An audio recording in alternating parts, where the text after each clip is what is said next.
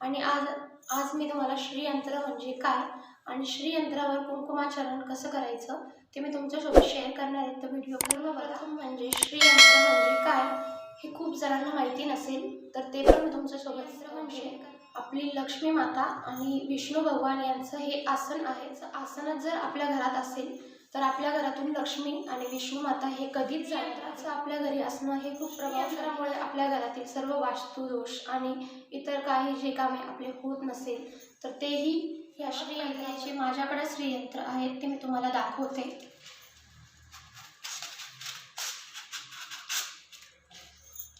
माझ्याकडे हे श्रीयंत्र आहे.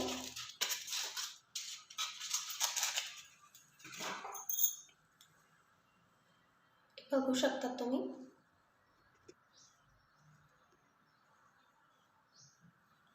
आणि हे श्रीयंत्र खूप भरीव आहेत आणि खूप जड आहेत.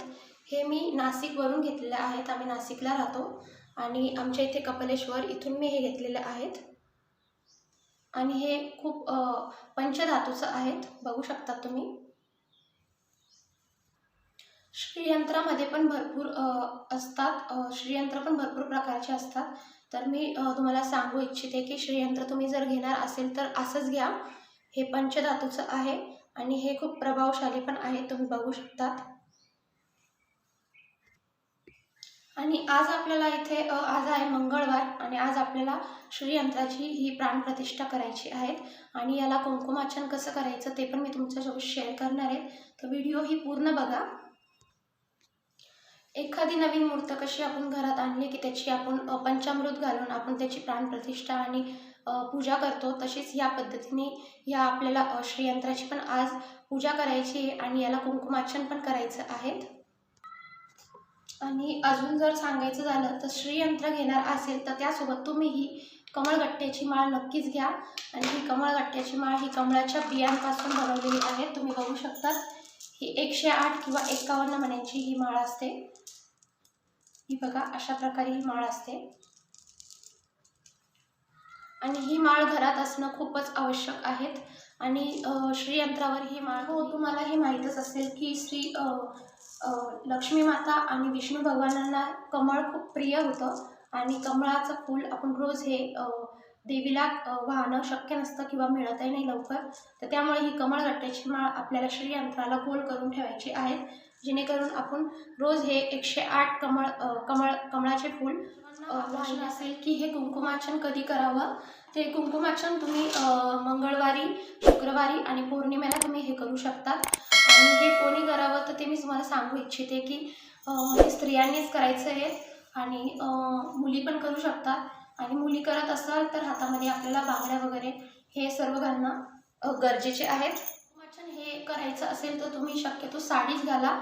आणि मुली करत असाल तर तुम्ही मुलींनी छान असा हा ड्रेस घालून हातामध्ये 2-3 बांगड्या वगैरे घालून तुम्ही हे माझ्या विधीचं तर तुम्ही यूट्यूबला बघून श्री सूक्तमाचं तुम्ही पठण करू शकता. आणि ते पठण तुम्हाला 16 वेळा करायचं आहे. आणि जर तुम्हाला 16 वेळा जर करायला ते पठण करायला जमत नसेल, लक्ष्मी गायत्री मंत्र किंवा विष्णू गायत्री मंत्र ही तुम्ही म्हणू शकता. आणि तुम्ही इथली आहेत. आता कुंकुमार्चन कसं करायचं ते मी तुम्हाला दाखवते, तर चला आता. आणि हो, त्याआधी जर माझ्या चॅनलला सबस्क्राईब केलेलं नसेल तर नक्कीच सबस्क्राईब करायला विसरू नका. बेल आयकॉनला प्रेस करा, जेणेकरून माझे सर्व व्हिडिओ तुमच्यापर्यंत डेली पोहोचतील. आता इथे सर्वप्रथम आता मी एक पाट ठेवलेला आहे आणि पाट ठेवल्यावरती इथे तुम्ही बघू शकता असं छोटंसं मी एक ताट घेतलेलं आहे. आणि त्यानंतर आपल्याला इथे श्रीयंत्र घ्यायचे आहेत. श्रीयंत्र मी आता ताटामध्ये ठेवणार आहेत. इथे बघू शकता तुम्ही माझ्याकडे ही कुंकुमाची डबी आहेत. तर आपल्याला याने कुंकुमार्चन करायचं आहे. माझ्याकडं आपलं कुंकुमार्चन विधीचं पुस्तक नसल्यामुळे मी इथं माता लक्ष्मीजीचे 108 मंत्र मी तुम्हाला बोलून दाखवणार आहेत. तर एवढे 108 मंत्र आपल्याला इथे बोलायचे आहेत. इथे आपल्याला कुंकुमार्चन करायच्या आधी आपल्याला इथे सर्वात प्रथम लक्ष्मीचे 108 मंत्र आपल्याला इथं 108 मंत्र म्हणून आपल्याला कुंकुमार्चन करायचं आहे. तर इकडे घ्या माझ्या. कुंकुमार्चन करताना आपल्याला करंगळीच्या बाजूचा बोट आणि अंगठा या दोन्ही बोटांनी आपल्याला कुंकुमार्चन करायचं आहे. आणि बाकीचे तिन्ही बोटां असे ह्या पद्धतीने आपल्याला कुंकुमार्चन करायचं आहे. तर ते महा ओम श्री कामधेनुर्मे नमः. ओम श्री गंभीराय नमः। ओम श्री संपूर्णा नमः। ओम श्री सूरवरथाय नमः। ओम श्री यशस्कर्मे नमः। ओम श्री योगयामये नमः। सर्वेता भद्राय नमः। ओम श्री सोमाय नमः। ओम श्री शुक्ला इथे 108 वेळा आपला मंत्रांचा अभिषेक झालेला आहे। तुम्ही बघू शकता इथे अशा पद्धतीने मी अभिषेक केलेला आहे। त्यानंतर इथे बघू शकता इथे कुंकुमी या काय म्हणतात हळदी कुंकवाच्या मधून कुंकू काढून घेते।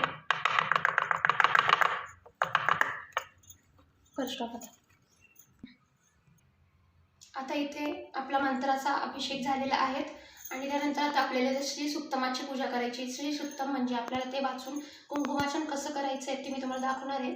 आणि मी कुंकुमार्चन करण्यासाठी श्री सुक्तम माझ्याकडे पुस्तक नसल्यामुळे मी यूट्यूबवरनं वाचणार आहे, तर ते तुम्हाला मी दाखवते इथे।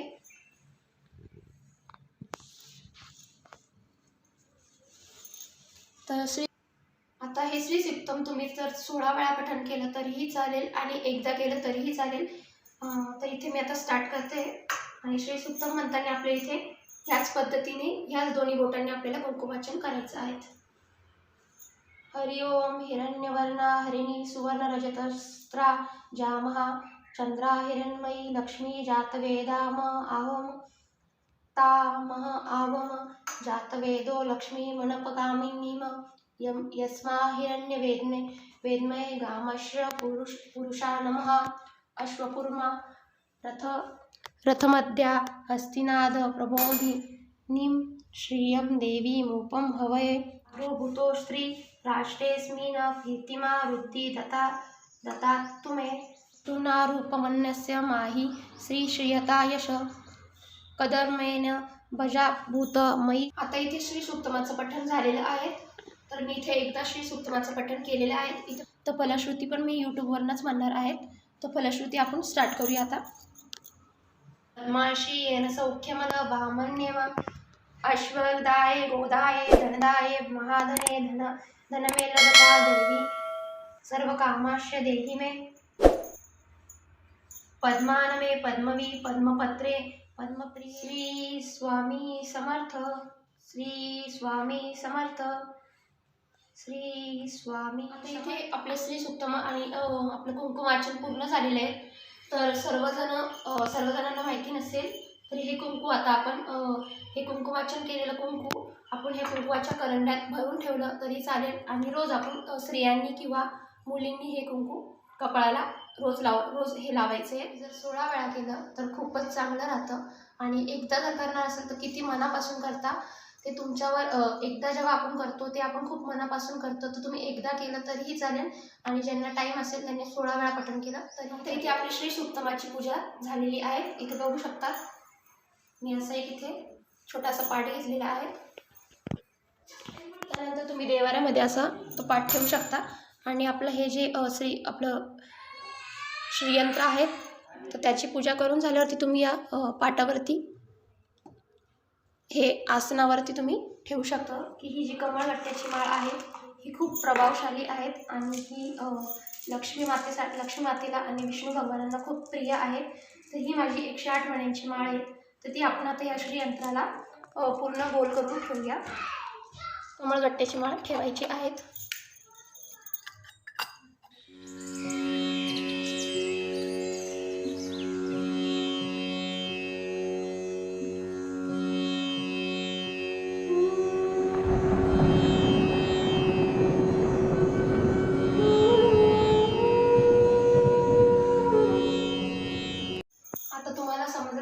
श्री सुक्तम आणि फलश्रुती आणि आपले जे गायत्री मंत्र विष्णू मंत्र आहेत तर ते मी तुमच्यासोबत दाखवलीच आहेत कशा प्रकारे म्हणायचे आहेत।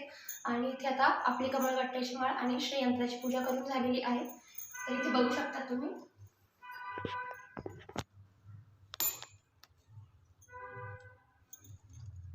आता इथे माझी श्री सुक्तम आणि सर्व पूजा आपली श्रीयंत्राची पूजा सर्व झालेली आहे।